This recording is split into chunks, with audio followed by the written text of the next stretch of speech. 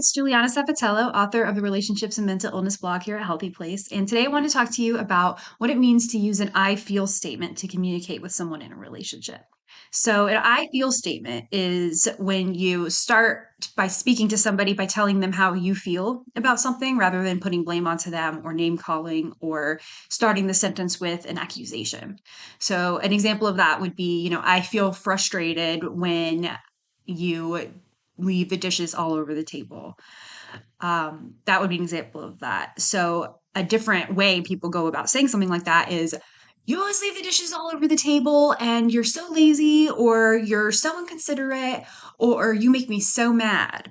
So, I mean, the second one sounds a little bit better because at least they're naming their feeling, but in both scenarios, it's putting the blame on the other person for the way that you feel, putting them under attack, and it's not taking responsibility for the way you feel about the situation. So, maybe the situation is not about them doing something wrong, but about how their actions make you feel. And you want to communicate that to them, but you also want them to be able to, listen to and accept what you're telling them and actually consider it rather than just focusing on how they feel because they were just attacked by you verbally and that might lead to a fight.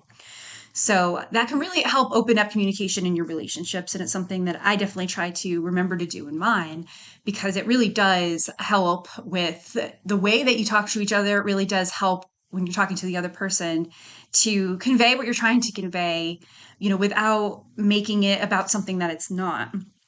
So, that's something to consider and really think about and pay attention in your own relationships and see how it does for you to work on thinking and being more intentional about the way you communicate.